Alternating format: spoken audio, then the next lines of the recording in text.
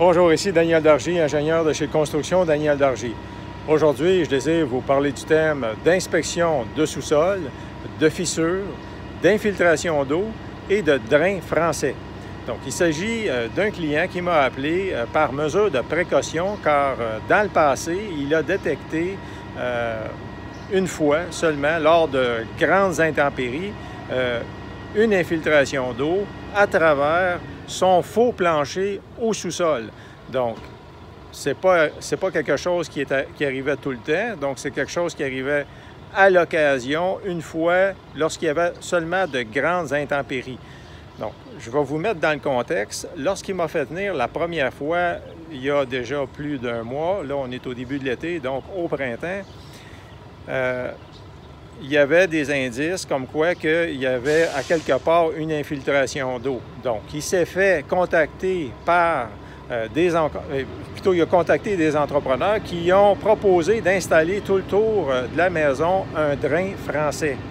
Donc, tout de suite là, un contracteur lui proposait un drain français, d'autres lui proposent autour de la maison, un autre à l'intérieur. Là, il ne savait plus trop quoi décider.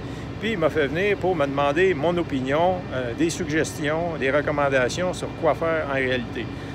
Donc, j'ai regardé. Donc, il faut vous dire aussi plusieurs autres choses, critères là, que je vais vous mentionner tout de suite. On va en revenir.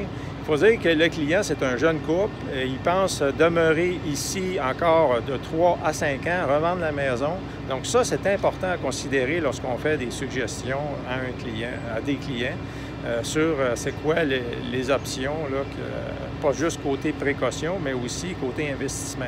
Donc ça, c'est une première chose. Deuxième chose, il faut dire qu'on ne le verra pas, mais le client il est très grand, il mesure à peu près 6 pieds 2, 6 pieds 3, et le sol étant déjà pas trop haut, il y avait un faux plancher à peu près de 4 pouces, et il fallait toujours qu'il se pense la tête, puis c'était pas commode pour lui. Donc, bon, là, je lui ai dit, écoute, peut-être tu vas vendre à des clients éventuellement qui vont être moins grands, un peu comme moi, puis qui vont bénéficier du plancher, du sol.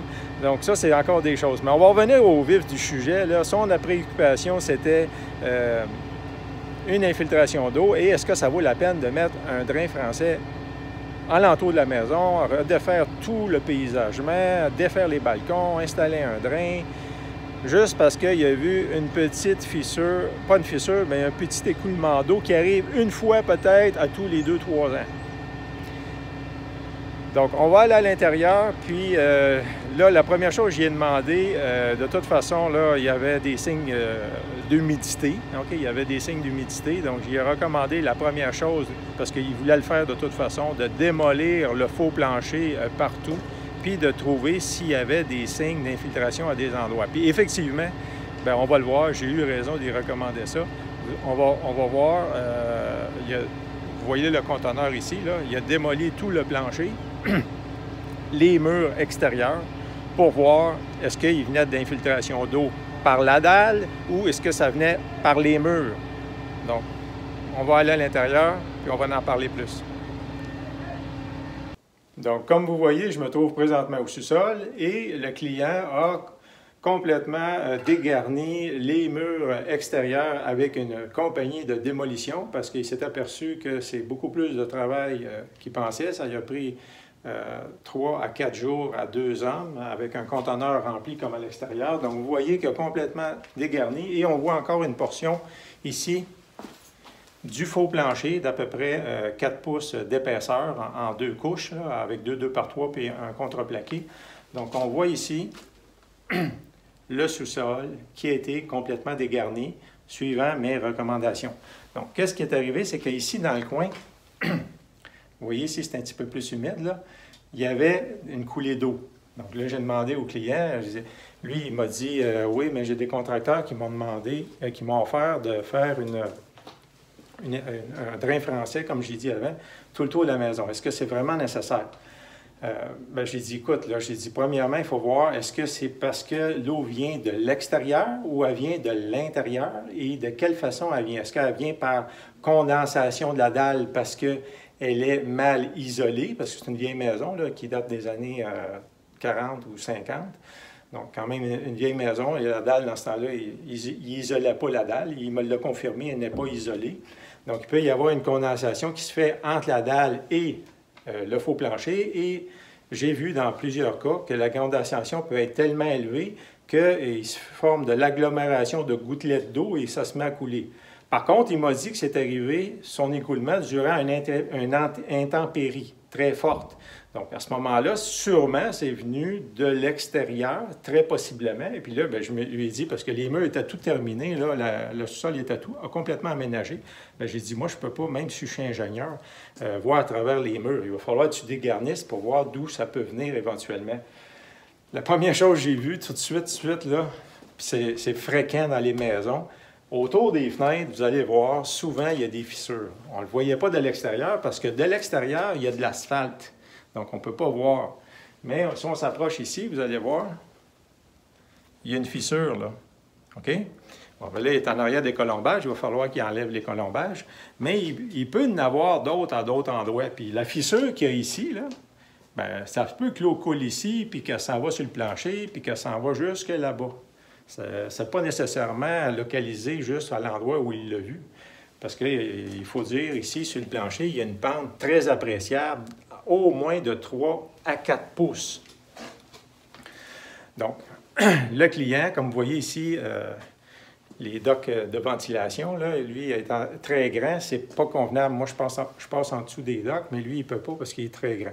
Donc, pour revenir à notre cas, j'ai dit, bon, là, on voit que, premièrement, ma recommandation, ça va être commencer par boucher toutes les fissures. Là, il va falloir qu'un expert en fissures, là, moi, je conseille tout le temps à un entrepreneur qui est spécialiste dans les réparations de fissures, pas nécessairement un entrepreneur qui fait toutes sortes de travaux de charpenterie ou de menuiserie ou de rénovation, mais vraiment spécialisé en fissures, de s'attaquer à détecter toutes les fissures et de les réparer avec de l'époxy ou du polyuréthane. Ensuite, là, le client m'a dit, bien, est-ce que ça vaut la peine, tant qu'à y être, de creuser, casser la dalle? On va aller voir, on va regarder ici, là. De casser la dalle pour aller chercher plus de hauteur. Vous voyez la dalle qui est ici, là? Chercher plus de hauteur, puis faire un sol plus haut, pour aller chercher au moins 6 pouces à 12 pouces. Bien là, j'ai dit, dans ce cas-là, il faut que tu prévois que tout le tour de la fondation, il va falloir faire un mur en retrait et tu vas perdre sur tout le pourtour au moins de 6 pouces à 1 pied, parce qu'il va falloir faire une fondation en avant, puis là, mettre un mur en avant de ça. Donc, en creusant, tu perds sur les côtés. Donc, la première chose, donc, pour en revenir à notre cas, pour la première chose, c'est de, premièrement, boucher toutes les fissures qui sont visuelles, qu'on voit clairement sur la fondation, pour enlever tout type de possibilité d'infiltration d'eau à travers la fondation à cause d'accumulation d'eau. Ensuite, s'il veut installer en second recours, avant de commencer à penser à démolir tout à l'intérieur, second recours, on y va par moyen progressif en fonction du budget, puis aussi en fonction de est-ce qu'il va la revendre bientôt, est-ce que ça vaut la peine d'investir 50, 60, 70 000 et plus dans un sol en sachant qu'il va faire toutes sortes de travaux d'aménagement puis que ça ne sera pas nécessairement visible à l'œil pour le second futur acheteur. Donc, j'ai dit, après avoir bouché les craques, les deuxièmes choses que tu peux faire, si tu veux une prévention un petit peu plus poussée, bien, installer un drain français tout le tour, alentour de la fondation, couper un genre de canal, puis installer un drain français pour prévenir d'éventuelles accumulations d'eau qui peuvent venir en dessous de la dalle. Donc, l'accumulation d'eau, là, pour en revenir à la petite accumulation qu'il y a vue, là, la petite lignée d'eau qu'il y a vue à travers son plancher, une fois après 2 ans, lors de fortes intempéries d'eau extraordinaires, qui n'est pas habituel. Donc, tout faire des travaux de même, de drain extérieur, juste pour prévenir un cas exceptionnel grave, bien, écoutez, moi, là, il faut vraiment être conscient qu'en tant qu'ingénieur, je ne peux pas recommander des travaux super majeurs comme ça, d'investissement extraordinaire, juste pour un cas qui arrive, qu'on ne peut pas prévenir tous les cas. Bon, on peut les aider, mais ce que je veux dire, il faut quand même être cohérent dans ses propositions d'investissement. Donc là, moi, j'ai dit, c'est peut-être mieux à ce moment-là de simplement finir les murs extérieurs en isolant, si tu veux aller un petit peu plus loin, isolant avec premièrement, boucher les fissures. Deuxièmement, mettre du polyuréthane sur les fissures extérieures. Si tu veux aller un petit peu plus loin, mettre un drain à l'intérieur et refaire un nouveau plancher, faux plancher, pour permettre avoir un plancher isolé. Parce qu'ici, il n'est pas isolé, la dalle. Donc, s'il finit direct sur la dalle, il va avoir une pente, parce qu'il y a une grosse pente, comme j'ai dit, de 4 pouces. S'il met direct un prolard sur un plancher fortement incliné, bien, ça ne sera pas agréable puis joli, premièrement, puis il va se sentir inconfortable aussi quand même. Donc, puis en plus, le plancher va être très froid. Donc, j'ai dû continuer avec ton idée de faux plancher. De toute façon, quand il l'a démoli, on n'a détecté aucune moisissure. Ça, c'est un autre point important. Donc, ça prouve qu'il n'y avait pas de point de rosée en dessous, il n'y avait pas de moisissure, il n'y avait pas de fongicide, il n'y avait pas de détérioration du faux plancher. Donc, ce qui fait que le système plancher-dalle avec faux plancher est efficace. Donc, j'ai dit, reste avec ça. De toute façon, tu penses revendre la maison très prochainement et peut-être pour les futurs acheteurs vont être des gens moins grands que toi et ils vont en bénéficier quand même. Par contre, oui, boucher les fissures ici, comme d'autres qui peuvent y avoir, pour s'assurer avec de l'époxy ou des polyuréthanes par une entreprise spécialisée, à la limite isoler avec un isolant giclé partout pour augmenter le facteur d'isolation et refaire un faux plancher et finir le sous-sol et ainsi compléter le projet de rénovation puis de prévention d'accumulation d'eau dans le futur.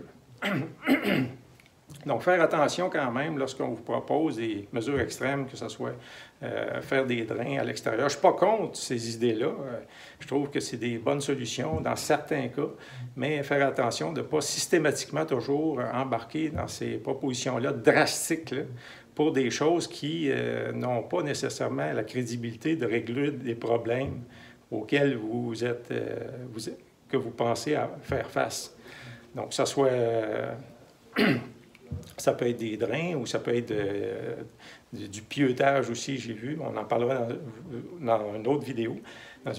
Mais vous voyez qu'il faut faire attention à prendre des décisions et d'appeler un expert impartial dans le domaine de la construction pour vous aider à prendre la meilleure décision, non seulement côté technique pour régler des problèmes, mais aussi compte tenu de votre situation de vie, de votre investissement et de vos projets futurs. En résumé, voici 5 sources possibles les plus communes d'infiltration d'eau au sous-sol et les actions mineures ou majeures à prendre selon les indices, le budget et le plan d'investissement du client à court, moyen et long terme. Donc, la première source possible d'infiltration ou d'écoulement d'eau sur le plancher du sous-sol est bien sûr par une fissure de fondation. Mais il y a 2 types d'infiltration par une fissure. Vous avez premièrement l'eau en circulation qui coule contre la paroi externe de la fondation, eau de pluie ou de dégel du sol, et qui, sur son chemin, rencontre une fissure et s'introduit dans la fondation, dans le sous-sol. Puis, vous avez l'eau qui s'accumule à la base de la semelle de la fondation, qui remonte et s'introduit finalement dans une fissure pour arriver dans le sous-sol. Donc, vous comprenez que dans le premier cas, celui de l'eau en circulation, il se peut que le drain soit fonctionnel ou même inutile, car il s'agit de l'eau qui ne s'accumule pas au niveau de la semelle, mais de l'eau qui s'introduit par une fissure en continuant sa route vers le bas de la fondation. Donc, vous voyez tout de suite qu'il faut faire attention à ne pas automatiquement tout vouloir solutionner avec l'installation d'un nouveau drain. Donc, dans les 2 cas, il s'agit, on le comprend, de l'eau qui s'introduit de l'extérieur d'une façon localisée et concentrée vers l'intérieur par une fissure de fondation, mais avec 2 solutions différentes.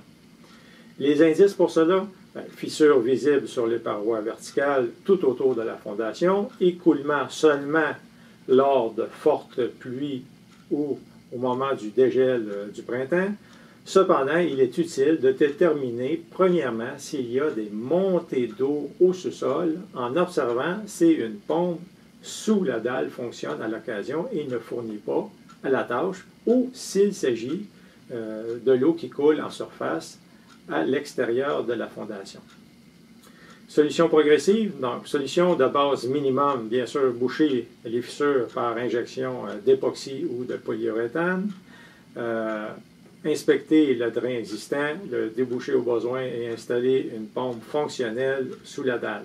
Mesure extrême facultative, installer un drain à l'intérieur et ou à l'extérieur de la fondation. Donc, la deuxième source possible d'infiltration d'eau au sous-sol, c'est l'eau qui coule contre les murs extérieurs des étages, donc à l'extérieur supérieur, et qui aboutit sur la fondation plutôt que devant la fondation. Donc, l'eau s'introduit par le dessus de la lisse de la fondation et suit contre les parois intérieures de la fondation au sous-sol. Les indices pour cela qui permettent de détecter ce problème, c'est les murs extérieurs du rez-de-chaussée alignés avec la fondation, qui ne terminent pas devant la fondation, donc aucune fissure de fondation, écoulement seulement pendant la pluie, pas d'écoulement lors de dégel, et il y a de la pourriture de la lisse sur la fondation. Les solutions progressives, mesure de base minimum, eh bien, installer un déflecteur d'eau sur la fondation pour envoyer l'eau devant la fondation. Puis, mesure extrême facultative, bien, souffler ou refaire le mur extérieur sur la fondation afin qu'il dépasse la fondation pour permettre l'écoulement d'eau devant et non sur le dessus de la fondation. La troisième cause possible de présence d'eau au sous-sol est par la montée du niveau d'eau sous la dalle du plancher. Les indices pour cela, bien, présence de fissures visibles sur la dalle de plancher, présence d'eau sur la dalle du sous-sol sans aucune source d'infiltration sur les murs de la fondation, écoulement seulement lors de fortes pluies ou au moment du dégel du printemps. Les solutions progressives, mesure de base minimum, c'est installer une pompe dans un puits pour récolter l'eau sous la dalle avant qu'elle ne déborde par les fissures sur la dalle, s'assurer qu'il y a un lit de gravier sous la dalle pour que la pompe puisse récolter l'eau sous la dalle, puis inspecter le drain existant et le déboucher au besoin. Les mesures extrêmes facultatives pour cela, c'est d'installer un drain à l'intérieur ou à l'extérieur sur le pourtour de la fondation. La quatrième source de présence d'eau sur la dalle est par une dalle de sol mal isolée qui produit de la condensation sous un faux plancher de sous-sol et tellement de gouttelettes d'eau qu'il se produit des plaques d'eau et des rigoles sur un plancher de béton incliné jusqu'au drain. Les indices pour cela, c'est que malgré que vous n'avez aucune fissure de fondation, il y a quand même des plaques d'eau stagnantes sur la dalle du sous-sol, des coulées vers le drain, des moisissures, du faux plancher et des odeurs de moisissure, du bois, là, du faux plancher. Les solutions progressives, mesure de base minimum, c'est de ventiler la dalle du sous-sol qui accumule l'humidité, par soit enlever le faux plancher pour ventiler, ou réinstaller un faux plancher et ventiler l'intérieur avec des trappes d'air ou par d'autres façons. Les mesures extrêmes facultatives, enlever et reconstruire complètement la dalle de béton du sous-sol et prévoir sous la dalle au moins 6 pouces de gravier DB pour prévenir la pyrite, une couche d'isolant giclé de préférence ou rigide et d'autres options possibles. C'est ajouter de la fibre de verre au béton, du tri métallique et un plancher chauffant pour du confort. Et enfin, la cinquième source possible d'accumulation d'eau au sous-sol, c'est cette fois non pas par une dalle de sous-sol mal isolée, mais par les murs de la fondation qui sont mal isolés. Donc, comme pour la dalle, il se peut qu'il y ait de la condensation derrière les murs intérieurs qui recouvrent la fondation et tellement de gouttelettes d'eau qu'il se produit des écoulements le long de la paroi interne de la fondation jusqu'à la dalle de plancher de béton et cela forme des plaques d'eau ou des rigoles vers le drain du plancher incliné. Des indices à observer pour cela, il n'y a aucune fissure sur la fondation, aucune montée d'eau sous la dalle du plancher, plaque d'eau, malgré tout ça, stagnante sur la dalle du sol et coulée d'eau vers le drain, des moisissures des colombages dans les murs intérieurs qui recouvrent la fondation au sous-sol, aussi des odeurs et traces de moisissures répandues, non localisées, mais généralisées sur les colombages et la lisse base du mur qui entoure la fondation. Solution progressive pour cela, mesure de base minimum, c'est bien isoler l'intérieur des murs de la fondation en béton au sous-sol avec un isolant giclé de préférence ou autre et ventiler le sous-sol avec un échangeur d'air et un contrôleur d'humidité. Mentionnons qu'il se peut qu'il y ait des combinaisons de plusieurs problèmes. Il est préférable d'avoir accès à tout le sous-sol non fini pour observer les indices. Sinon, il faut appliquer des propositions de solutions progressivement en utilisant l'expérience, le jugement, le raisonnement logique, le bon sens et surtout penser aux intérêts financiers du client. Pour cela, il est préférable de contacter un ingénieur ou un autre expert, un conseiller impartial en bâtiment qui n'est pas un entrepreneur qui, lui, cherche parfois à vous vendre un projet à tout prix. Donc, ça a été Daniel Dargy, ingénieur chez Construction Daniel Dargy. Vous pouvez voir plusieurs de ses vidéos sur mon site web dargyconstruction.com et sur le site web ingénieurstructurebâtiment.com. Je vous invite aussi à me suivre sur ma page Facebook en cherchant Construction Daniel Dargy et aussi à regarder plusieurs autres de ces vidéos-là, comme vous voyez maintenant sur YouTube en cherchant Daniel Dargy ingénieur. Donc, ça a été ma présentation au sujet d'une inspection de sous-sol par rapport à des problèmes de fissures, d'infiltration d'eau et de drain français. Merci de votre écoute et à la prochaine.